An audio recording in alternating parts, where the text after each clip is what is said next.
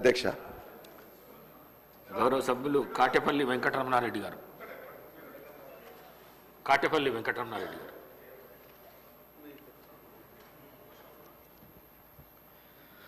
అధ్యక్ష, మీ ద్వారా ఒక చిన్న విషయం సభలో ఉన్న సభ్యులందరికీ తెలియజేయాలనుకుంటున్నాను.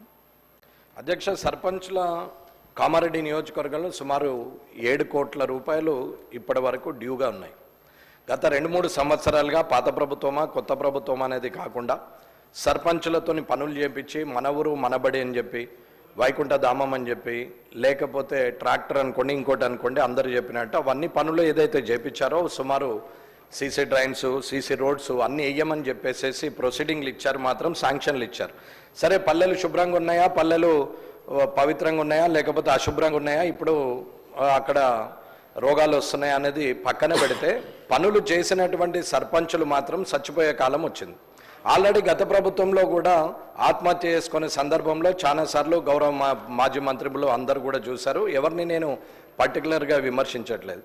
కానీ సర్పంచులు ఆడవాళ్ళు కూడా పనిచేసినటువంటి వాళ్ళు ఉన్నారు. వాళ్ళందరూ కూడా అందరూ చెప్పినట్టు అన్ని కుదబెట్టుకొని చేశారు. మిత్తికి కూడా సరిపోని పరిస్థితికి వచ్చింది. గత 3 సంవత్సరాలుగా స్కూళ్ళలో మన ఊరు మనబడి అని చెప్పి ఒక ప్రోగ్రాం పెట్టేసి అక్కడ బిల్డింగులు కట్టించేసి, వైకుంఠధామం అని చెప్పి అక్కడ పెట్టించేసి శాంక్షన్లు ఇచ్చిండ్రు తప్ప ఫైనాన్షియల్ అప్రూవల్స్ తీసుకొని ఇప్పటి వరకు కూడా వాళ్ళకు బిల్లు పేమెంట్లు రాలేవు.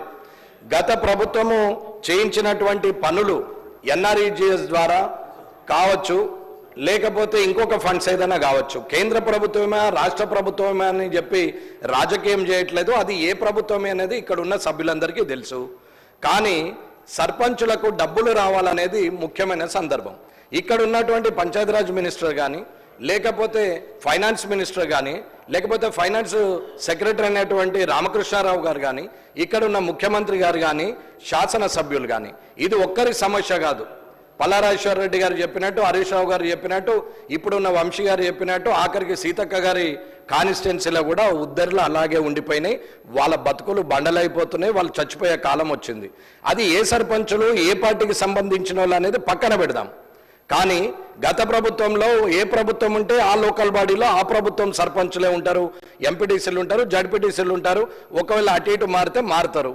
కానీ పని చేసింది మాత్రము ప్రోత్సహించినటువంటి అప్పటి మంత్రుల, అప్పటి శాసనసభ్యుల, లేకపోతే బాధ్యతగా అదే చైర్ కంటిన్యూ చేస్తున్న ఇప్పటి కొత్త శాసనసభ్యుల, కొత్త మంత్రుల, కొత్త ప్రభుత్వం అనేది పక్కన పెడితే వారికి డబ్బులు ఇవ్వాల్సిన అవసరం ఉన్నది. వాళ్ళకి ఇవ్వనే ఇస్తలేరు. ఇవ్వాలంటి వరకు కూడా ఏ గ్రామంకి వెళ్ళినా వాళ్ళు చూస్తే కాళ్ళకు మట్టెలుండవు, మెడల కనీసం పుస్తల తాడు కూడా ఉండదు. వాళ్ళు కూడా పనులు చేశారు అధ్యక్ష. కాబట్టి నేనా మీరా అనేది కాకుండా తొందరగా డబ్బు రిలీజ్ చేయాలని అడుగుతున్నాం. అలాగే నేను ఏదైతే ప్రశ్న మీకు ఇప్పుడు టీజీఐ అన్న మీరు ప్రశ్న అది మొదలుపెట్టారా స్పీకర్ గారు? ఇప్పుడు ఇదైతే మీరు ఖచ్చితంగా డబ్బులు రిలీజ్ చేయాల్సిన పరిస్థితి ఉన్నది అన్న. ఒకరి మీద ఒకరు దూషణలు చేసే కన్నా సమస్య పరిష్కారం దిశగా ప్రభుత్వం ప్రయత్నిస్తుందని అనుకుంటున్నాం. కాబట్టి రానున్న 1 నెల లోపల వారందరి బిల్లులు రిలీజ్ చేయాలని చెప్పి వారి సర్పంచుల తరపున, ఎంపీటీసీల తరపున, జడ్పీటీసీల తరపున, అందరి తరపున అందరి సమస్యలు ఉన్నాయి. కాబట్టి అందరూ శాసనసభ్యులు కూడా ఏకగ్రీవంగా 119 మంది వారికి డబ్బులు రిలీజ్ చేయాలని చెప్పి మీరు కోరాలని కోరుతున్నాను. గౌరవ సభ్యులు శ్రీమతి